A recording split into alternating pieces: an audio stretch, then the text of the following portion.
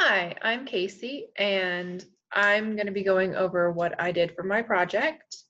My main thing was doing tracking all the supplies and seeing how much we were scanning and what we weren't scanning. So what I'm going to be going over is some of the research that I did, what our guidelines are, how I analyzed some of the numbers, what some of those numbers were when it came to the supplies and if they were accounted for or if they weren't. I'm going to go over some information about what I did for my in-service education, and then also again going to analyze some of the data that I did for my surveys at the end. So the very first thing that I did was I had to find a list of references. I didn't actually have to use the references in my project, but my main thing is I wanted to learn a little bit more about it. So I didn't actually find a whole bunch that pertained to my specific project, but I did find a lot about just a whole bunch of different cost-effective ideas and things like that.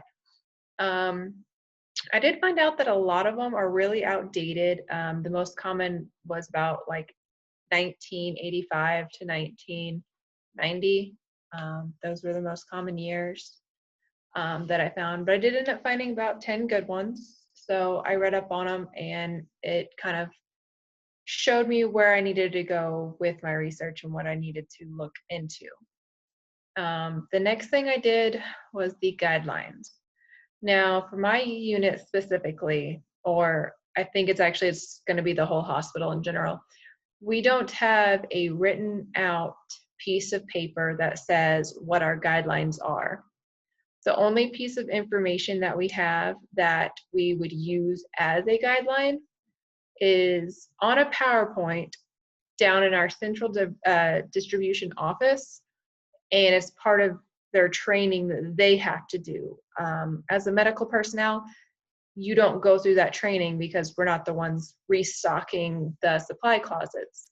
So I had to go down. I talked with my mentor. I talked with my temporary unit manager. We couldn't find anything about guidelines. So when I was down in the central distribution, I asked them, and they were able to send me their training PowerPoints that they use. And there's one specific slide that I've added into this one that goes over what pretty much the guidelines would be. So this is the piece, or this is the slide that they use. But the only part that really pertains to us is there's a spot down at the second paragraph. It says the white label eye tags, however, must be touched by you and your fellow employees or will run out of stock. This is really the only thing that says, hey, you need to make sure to scan your white labels. It says don't touch the blue, but we're always taught that we scan the blue and charge it to the unit. We charge the white to the patient. However, reading through a few of the other slides, found out that even if you charged it to the patient, the computer actually goes through and figures out what they're going to be charged and what's actually going to be charged to the unit.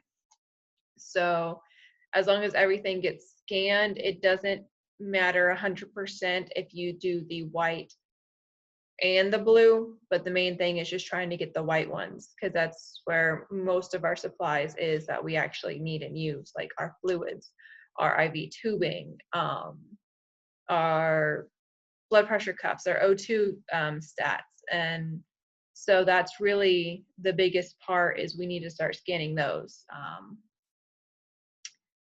So for this project, I had to go through 30 days worth of numbers to find out how much was unaccounted for. And the first 30 days I came up with, in total, there was 4,982 pieces of inventory that I went through to find how much was actually not accounted for.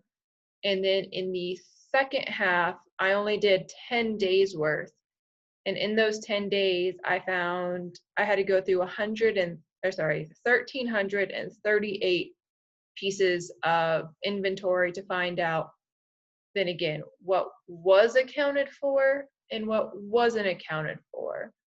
So that being said, my central distribution office, the person I worked with, they just sent me an Excel spreadsheet with information about every single piece of item that was charged, whether it was charged by someone on our unit, another unit coming and grabbing something, whether it was, oh, well, I'm going to grab, 3 of these flushes, but I'm going to charge for 5 just in case someone else didn't. So sometimes we were over our numbers, sometimes we were under, and I had to go through and pick out how many times we were over and under to find the right numbers. And it was extremely time consuming, and it was a lot of work to do. So when it comes to analyzing, I broke it down into an education that I did for my work center. And in total for our supplies, I found that within just 30 days, we had actually had $2,600 worth of supplies that weren't accounted for. And then the 10 days after my brief, we only had, so far, it's a little over 1,000 that we don't have accounted for. Looking at those numbers, it's not too bad until you realize that 1,054 is only for 10 days, and we still have 20 more. So if you multiply it by 3, that puts us over the previous month. So that's kind of crazy looking at that. For my project, I broke it down even more, and I went into like the top 5 of items that were not scanned, and mostly it was our primary tubing, our secondary tubing, our lactated ringers, our normal saline, and our O2 finger stats. I don't know why, but those are actually about $8 a piece, I found, and we were not charging for those like most of the time. I also found that our the cold packs, like for the breast, after like mastectomies and stuff, no one was charging for those. Out of, I think, the first 30 days, out of 42, only like 20 people or 20 of them actually got signed. So we were missing over half of them that just weren't accounted for. The good thing is that after my brief, I don't know if people started scanning different things more, but so far we haven't really missed any of our fluids. They've been scanning that a lot more. It's just a lot of other random supplies that they've stopped scanning. So it's like they went from not scanning fluids to not scanning. We're actually in our PAR right now because no one is restocking because they don't know that we need them as gauze. So that's empty because people aren't charging for them right now. So for my education that I did, I just did a briefing with a few of my coworkers, night shift, day shift, and then some more night shift because I did it throughout the day. I didn't have a chance to actually do just one in-service with a group of people. So I did it with about 10 people. I think I only got 6 signatures for the day, but we went over the supposed guidelines that we have.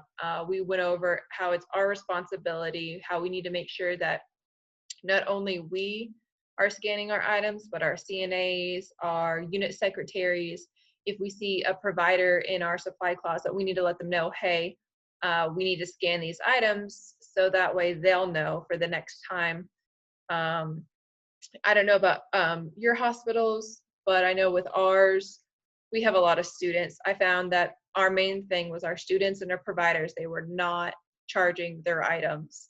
So I spoke with my unit manager, and she was actually able to go through, and she was she's going to talk with the school instructors to make sure that they're able to tell their students, hey, we need to be scanning items.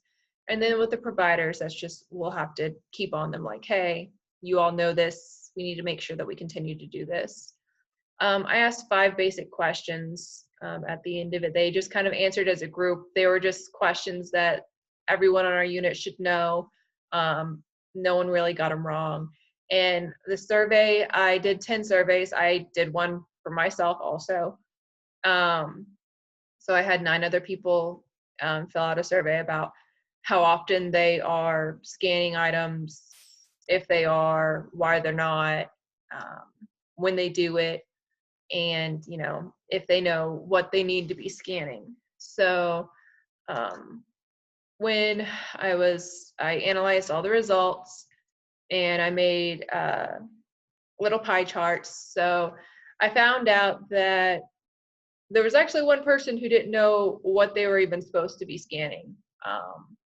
They just knew that they were supposed to scan an item, but they didn't know, which ones you scan to the department, which ones you scan to the patient. And so when I went over that, I guess I went through and I asked a few people like, hey, did you say that you didn't know what? So I talked to a couple of them. I found the person who didn't know. So we went over that. And so that should actually be about 100% now, because they should know what to scan. Found out that when they come to scanning, mostly, so when I explained to this, they're like, wait, what? So when they scan the items, how often are they actually scanning it? 60 said mostly. When I say mostly, I mean, like, if you have a scale, scale of like 1 to 5, always is 5, mostly is going to be like 3 to 4, occasionally is like 2, 1, 2, and then never, of course, is like 0. So that's kind of the scale that I went on. So 60% said they mostly do, 20 said occasionally, 20% say, oh, yep, we're 100%, we always do it. And of course, no one's like, no, I never not do it. When I asked why, the biggest reason that they said that they weren't scanning items was because that they were in too big of a hurry.